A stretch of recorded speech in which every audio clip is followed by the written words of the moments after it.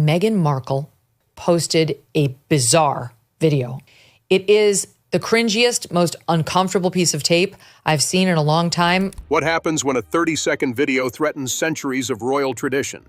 One clip of Meghan Markle dancing in a hospital room has reignited doubts about her pregnancies, pushed legal scholars to revisit succession law, and forced the palace into uneasy silence.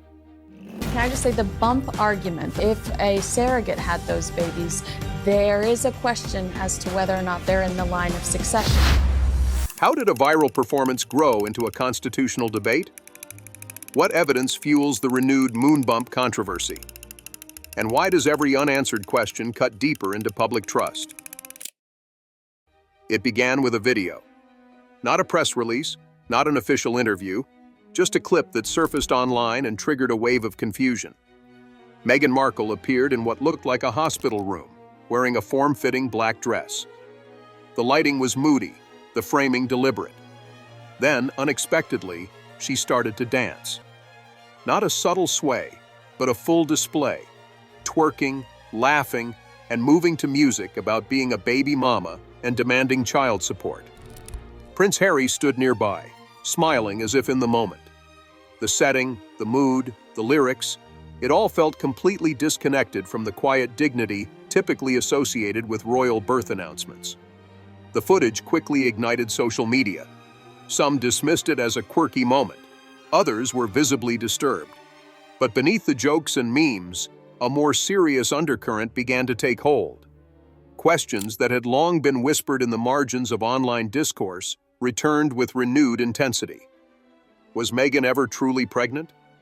Was the bump real? And if not, what does that mean? These weren't new suspicions. Ever since Meghan's first pregnancy with Archie in 2018, speculation had circulated that she might have worn a prosthetic bump or used a surrogate. Theories were frequently shut down by major media outlets, labeled as conspiracy-driven and unfounded. But the video gave new life to old doubts, especially because of how boldly it contrasted with everything Meghan had previously claimed to value: privacy, dignity, and protection for her children. The shift was immediate. What had once been confined to fringe forums was now being dissected in public view. High-profile voices weighed in, most notably Piers and Jeremy Kyle, both known for their long-standing criticism of the Sussexes. Piers didn't hold back. He posted the video on X, formerly Twitter, with a biting remark: "We're about 2 months away from the sex tape." His message was crude, but the sentiment behind it reflected what many were already thinking, that the video didn't just break decorum, it shattered it. Jeremy Kyle took his critique further. On air, sitting beside commentator Kinsey Schofield, he reacted live to the video, visibly disturbed. "She's dancing in front of the camera. Oh God, it looks like a lap dancing club with pregnant women," he said, struggling to hide his disgust. He mocked the setting, the bump, and the performance, framing it all as a humiliation not just for Meghan, but for the royal institution as a whole. Kinsey, while more measured, echoed the sentiment. "This isn't someone in labor," she said flatly. "This is someone performing." That became the dominant theme, not just in the media, but in public reaction across platforms. The question wasn't just what the video was, but why it was made. For someone who once claimed to flee the United Kingdom to avoid public pressure and protect her family, this video seemed to invite precisely the kind of scrutiny she once condemned. Viewers pointed out the contradictions, the demand for privacy versus the very public, stylized and choreographed spectacle shared online. And then the analysis began. Nurses, doctors, and mothers began weighing in. They weren't offering legal opinions or conspiracy theories, they were speaking from lived experience. Several noted the hospital setup looked wrong. The IV placement seemed staged. The bump sat oddly. It moved differently. And Meghan's own movements, bending, dancing, squatting, seemed at odds with how most women behave in the final stages of pregnancy. "That bump doesn't look right," one user commented. "It's sitting too low. It moves like a prop." Some responses were blunt. One midwife wrote, "That is not how a labor and delivery room is equipped. That's not how a real hospital bed is positioned. That IV line isn't even medically accurate. Others chimed in with observations about the shape and stiffness of the bump. It looks too perfect, one mother of 3 commented. Too smooth, too still. And then, older footage returned to the conversation. Clips from Meghan's pregnancy with Archie resurfaced. Videos where the bump seemed to shift shape dramatically depending on her movement.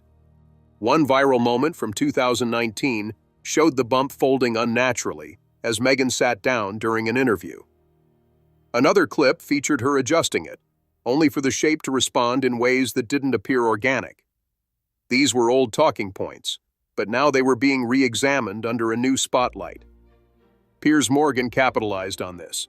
He posted a split-screen image showing Meghan dancing in the hospital room and juxtaposed it with an earlier appearance from the same supposed stage of pregnancy. The contrast was stark. Different bump shapes, different postures. His caption was short but pointed. "Tell me again how this is the same pregnancy." The reactions were swift, with thousands agreeing, questioning, and speculating. Despite the renewed wave of attention, no clarification came.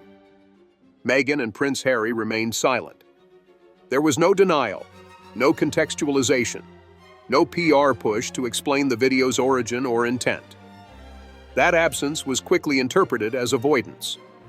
For a couple so vocal about narrative control, through interviews, documentaries, podcasts, and public statements, the silence this time was louder than any denial could have been. Commentators began to shift their tone.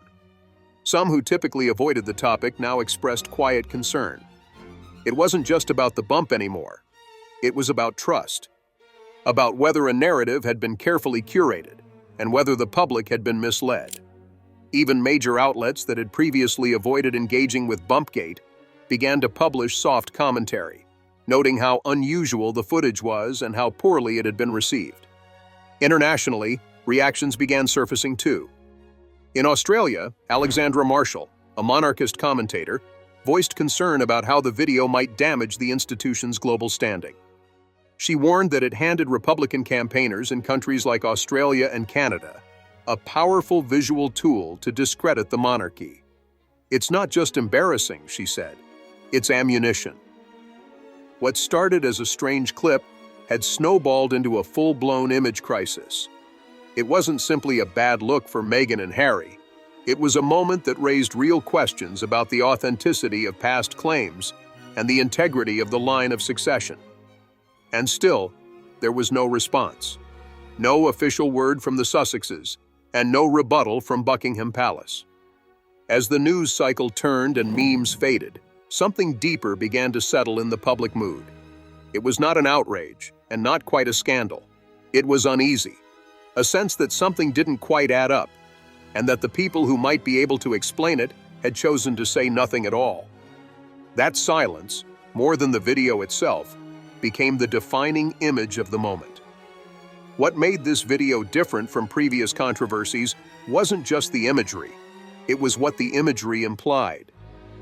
Because beneath the humor, the memes, and the media noise, there was a far more serious undercurrent forming, one rooted not in optics or public relations, but in legal tradition. In the United Kingdom, for a child to be eligible for the royal line of succession, they must be born of the body of a royal. This is not a ceremonial guideline. It is a constitutional requirement. It exists to preserve clarity of lineage, a foundational principle for a hereditary monarchy. If a surrogate is used, it must be formally declared and legally documented. Any deviation, especially if concealed, can result in a child losing their place in the line. That's what made the resurfacing of the pregnancy rumors feel less like idle gossip and more like a legitimate constitutional concern. If Meghan had used a surrogate and never disclosed it, the implications for Archie and Lilibet's status could be significant. That is why the hospital video, regardless of intent, struck a nerve far deeper than many anticipated. Public speculation turned clinical. Online users stopped joking and started analyzing the footage with near forensic precision. The hospital room was one of the first things that stood out. Medical professionals across platforms quickly pointed out irregularities in the setting. Several noted that the IV line was attached incorrectly. Others commented on the type of hospital bed in the shot, explaining that it didn't match standard labor and delivery models used in UK or US hospitals. A nurse wrote plainly, "That is not how you position a patient in labor. That IV is purely theatrical." The choreography, too, became a talking point. Many women who had carried pregnancies to term found it implausible that someone overdue could comfortably squat, bend, or dance in the way Meghan did in the video. One woman posted, "I was barely able to walk during my last week. Watching her twerk and squat effortlessly, that's not how a late-stage pregnancy feels." Others commented on how the bump seemed too firm, too symmetrical, and largely unmoving despite vigorous movement. These weren't anonymous internet trolls. They were verified doctors, nurses, midwives, and mothers. Their tone wasn't cruel, it was clinical. Many of them expressed confusion more than criticism. The video simply didn't align with what they knew to be physically realistic for a woman at full term. The visual inconsistencies weren't proof of anything in themselves, but they compounded existing doubts.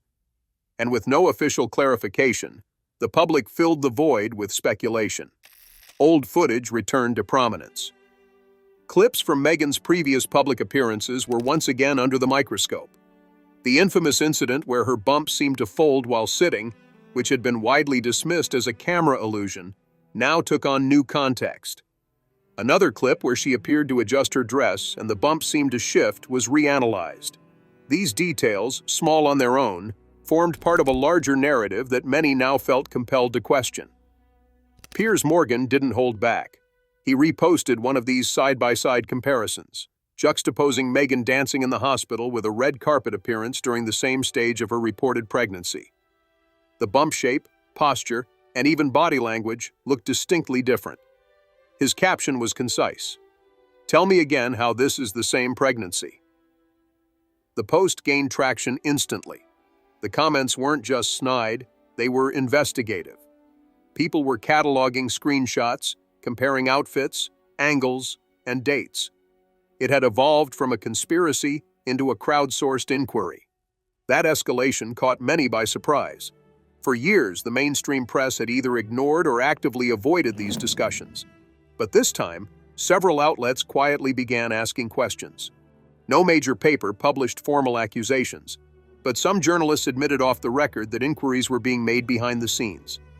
Newsrooms were cautiously trying to determine when the video was filmed and whether it had been edited or staged earlier.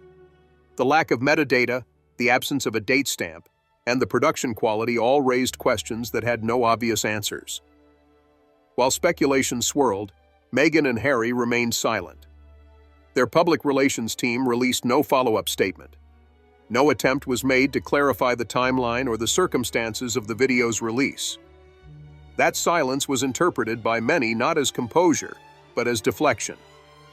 In their absence, the narrative hardened, and with each passing day, more figures from outside the usual commentary circles began to chime in.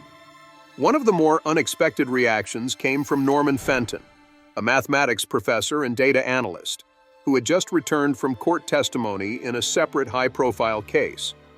He addressed the video not from an emotional standpoint, but a logical one. "This bump doesn't behave like a real pregnancy," he said plainly. "It's inconsistent with what we know about late-term physical behavior." He didn't elaborate medically, but his focus on logical inconsistencies, rather than emotional reactions, added new credibility to the concerns. That statement, though brief, carried weight. It represented a shift from ridicule to rational scrutiny, and it placed the issue in a new frame. This wasn't just about decorum or taste.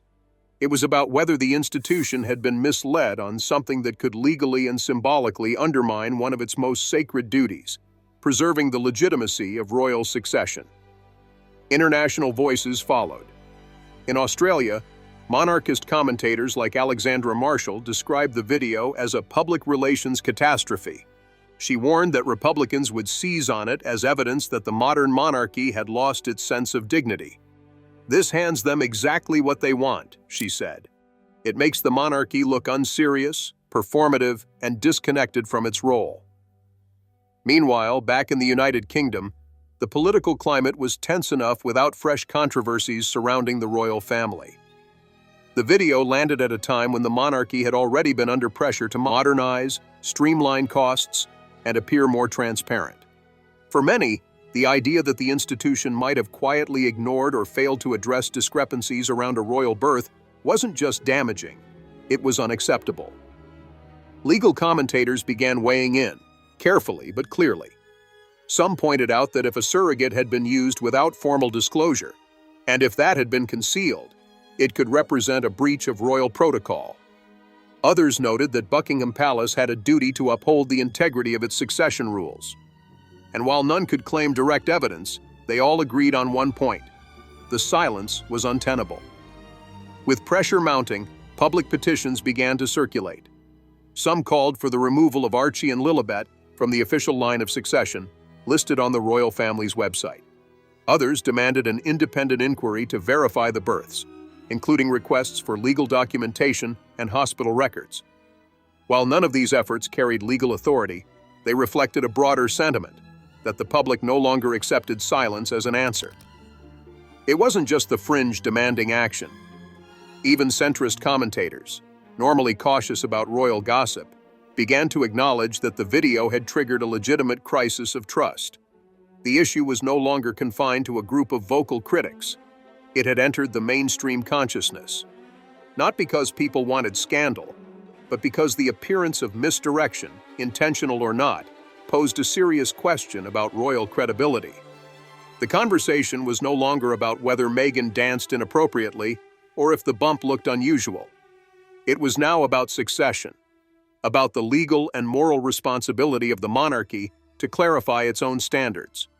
And in the absence of any official statement, the public mood began to shift again, away from mockery and toward a kind of quiet anger, the kind that grows not from what is said, but from what is withheld. As more voices entered the conversation, one thing became clear: this was no longer a fringe debate. What had started as an odd video and a few skeptical comments had expanded into something deeper, an institutional question, a credibility issue, and for some, even a test of the monarchy's future. And yet, amid all this scrutiny, Meghan Markle remained completely silent. Not a single comment. Not even a vague social media post to steer the narrative. It was the kind of silence that didn't settle things, but made everything feel more suspicious. Public reaction began to shift accordingly.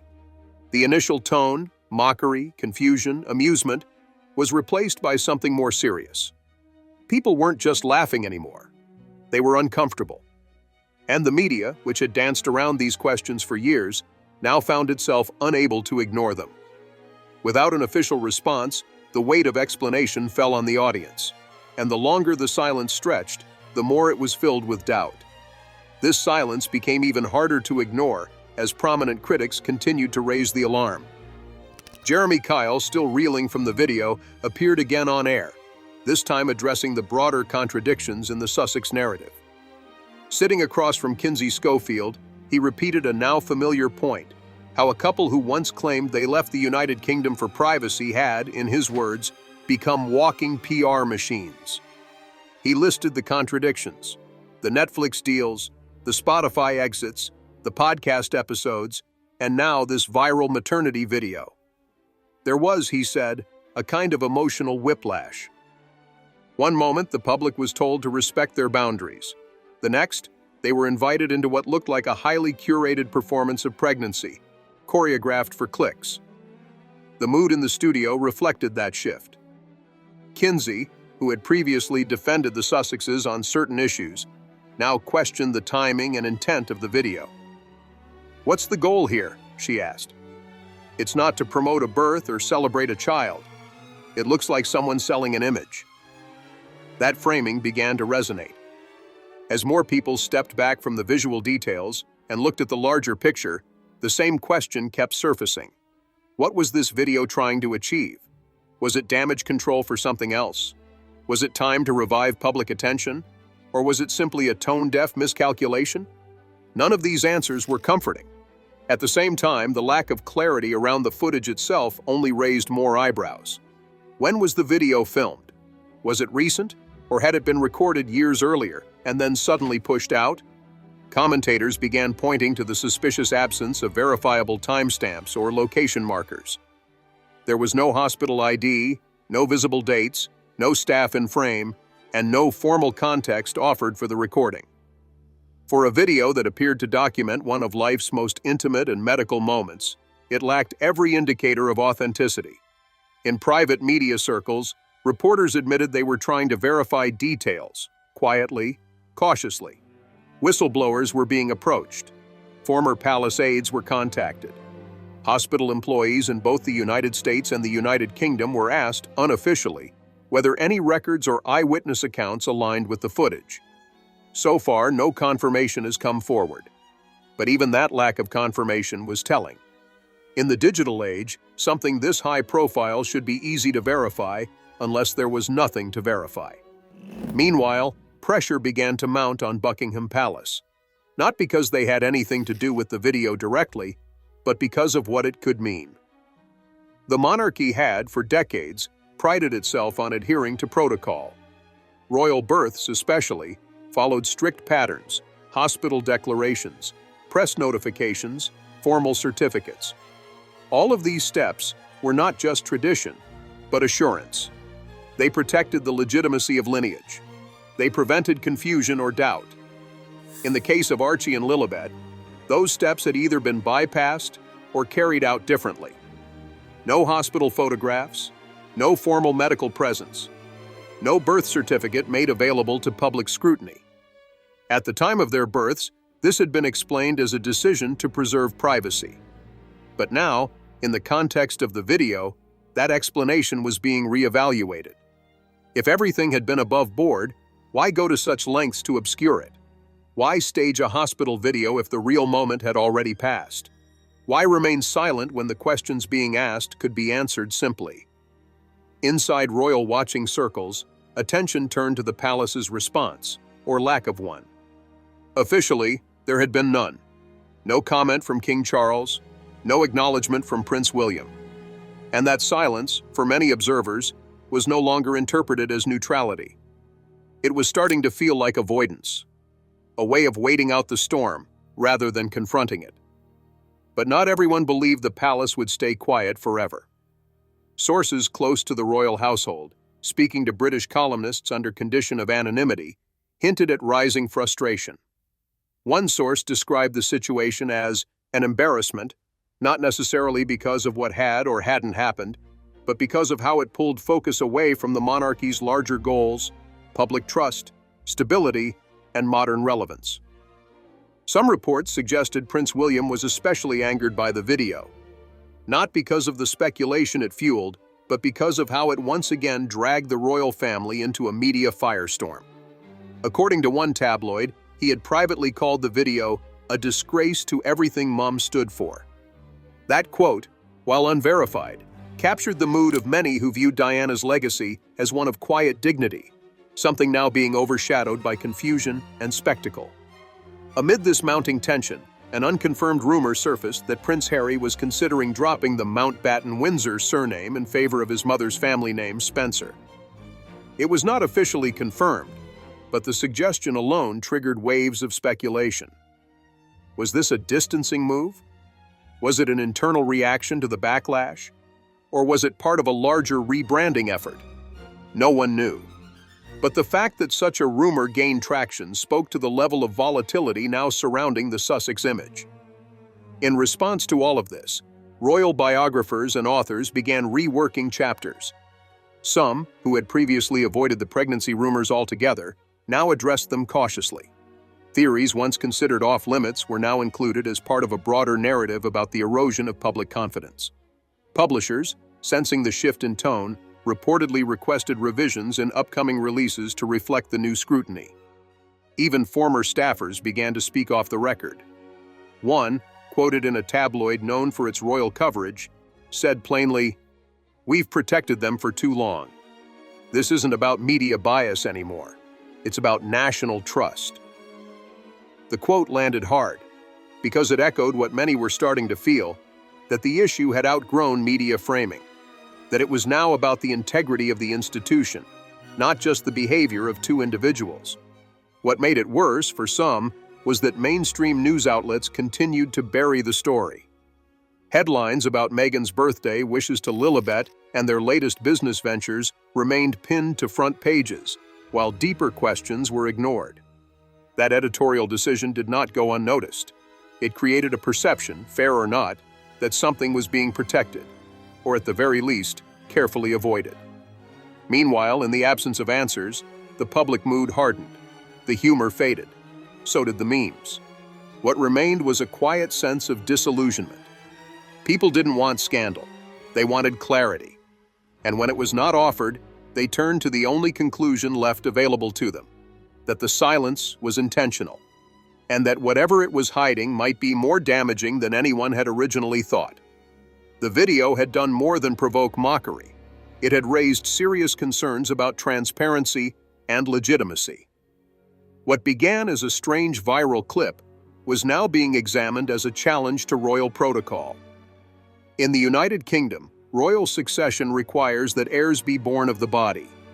If Meghan had used a surrogate without declaration, and if that fact had been obscured, Archie and Lilibet's eligibility could be called into question.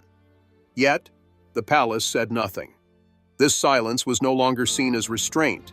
It was interpreted as avoidance. Public petitions began circulating, demanding the removal of the children's names from the royal family website and calling for formal verification of their births. Though these efforts carried no legal weight, they reflected a growing frustration. People were no longer willing to accept tradition as a substitute for transparency. Former royal staffers, speaking off the record, admitted private doubts that had lingered for years. Legal analysts reiterated that the rules of succession were clear.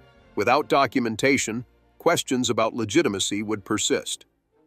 What concerned many wasn't just the content of the video, but the monarchy's refusal to clarify or reassure the public. Even commentators once sympathetic to Meghan and Harry began to shift.